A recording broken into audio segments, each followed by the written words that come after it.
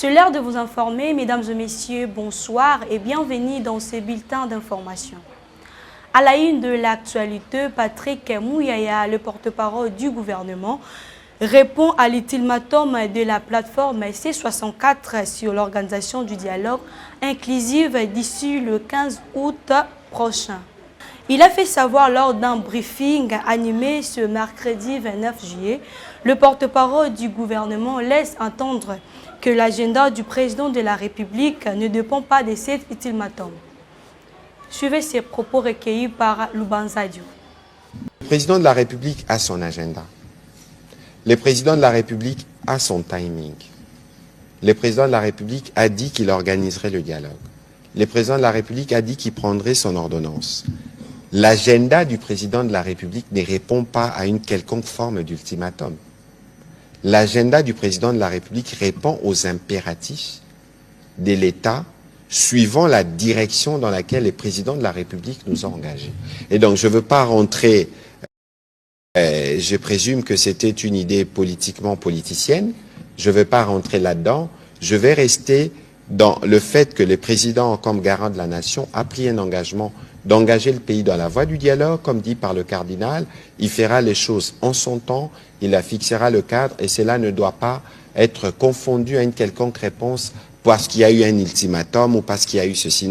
N'allons pas là-dedans. Ici, il y a un objectif essentiel, un front contre l'agression rwandaise, et nous cheminons vers là à travers l'initiative du dialogue voulue par le président de la République. Écoutez, le président de la République a son agenda. Écoutez, le président de la République a son agenda. Justice à présent, décision majeure ce mardi 28 juillet à Kinshasa. La Cour constitutionnelle a tranché. Il a déclaré conforme à la Constitution la loi fixant les modalités d'organiser du référendum. La Haute Cour a assorti son arrêt de réserve sur plusieurs dispositifs du texte. Un verdict qui met fin à plusieurs semaines d'incertitude politique. Suivez ce propos de Mounombo. Pour les articles, la Cour dira que la loi fixant les conditions d'organisation du référendum en République démocratique du Congo est conforme à la Constitution sous les réserves développées ci-haut. Pour les articles 3, 4, 5, 7, 8, 9, 10, 12, 14, 19, 21, 23 et 43. Usant de son pouvoir de régulation, la Cour dira que la loi sera publiée au journal officiel avec en annexe le présent arrêt afin que, pour son application, soit tenu compte des réserves formulées. En éducation, 185 lauréats d'examen d'État ont reçu le bourse universitaire ce mardi 28 juillet 2026 au Centre culturel et artistique du pays d'Afrique centrale à Kinshasa. Suivez cet élément de Eyenga. Mardi 28 juillet 2026 au Centre culturel artistique des pays d'Afrique centrale, le gouvernement congolais a lancé la première édition du programme national des bourses universitaires. Excellencia RDC, 185 meilleurs finalistes de l'examen d'État ont été primés en présence du président Félix Tshisekedi, de la première dame Denise Nyakeru et de la première ministre Judith Suminwa qui a annoncé la pérennisation du programme. Avec Excellencia RDC, le gouvernement pose un acte fort en faveur de la méritocratie. Au-delà de la récompense, il s'agit d'un signal politique. Faire de l'excellence scolaire une priorité nationale, indépendamment de l'origine ou du contexte sécuritaire. En finançant désormais directement ces bourses, l'État congolais prend l'engagement de retenir les meilleurs talents du pays et de leur donner les moyens de poursuivre les études supérieures. Si le programme est maintenu dans la durée, il pourrait contribuer à revaloriser l'école congolaise et à réfréner la fuite des canaux.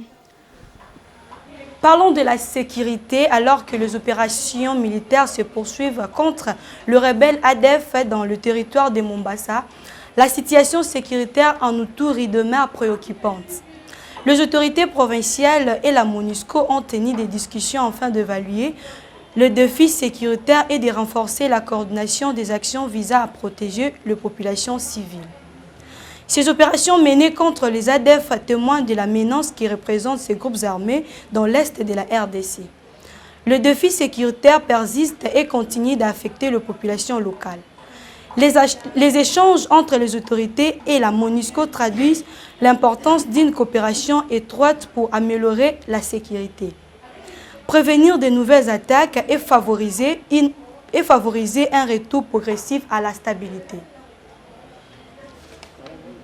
Autre chose à présent, ce 28 juillet 2026, en République démocratique du Congo, l'Organisation des Nations Unies et ses partenaires sanitaires ont renforcé leur appui aux autorités congolaises dans la lutte contre l'épidémie d'Ebola.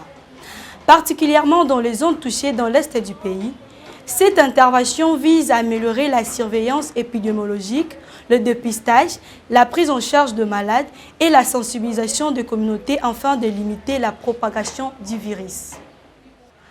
La société à présent, les habitants de la commune de Massina font face à de graves pénuries d'eau potable.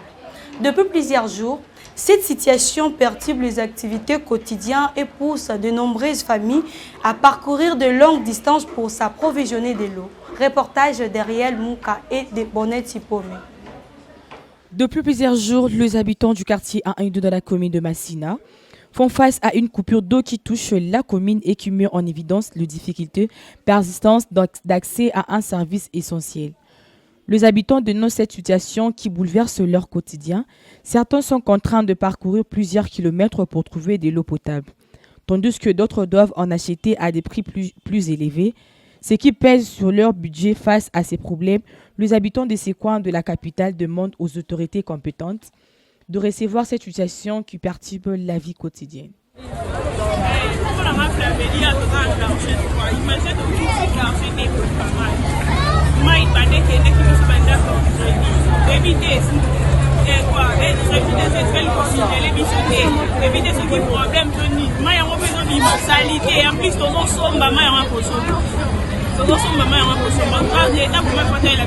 parce que les copains c'est ni communiquer que ma écouter mais plus que ma tolali to la musique ma eke biso yo bana to bana ko tambola tambola to zo ko ma to ko pela ba ko yango bazo teke biso ba ma écouter to zo so ma ko so moi bi da 5 litres au 5 ça va ata bi no ko ma ko tele. Terminons en sport. Zidane est nommé sélectionneur de l'équipe de France le 28 juillet 2026 au siège de la Fédération football française par le président Philippe Diolo. L'ancien champion du monde 1998 a exprimé sa fierté et son émotion lors d'une conférence de presse à Clairefontaine. Plus de détails dans cet élément de Mavambou Salomon. Et je les ai toutes refusées pour l'équipe de France. Parce que l'équipe de France, pour moi, c'est la seule chose que je voulais faire. Après ma carrière, enfin après mon expérience avec le Real Madrid, c'était la seule chose que je voulais faire, c'est entraîner cette équipe de France. Je l'ai connue gamin.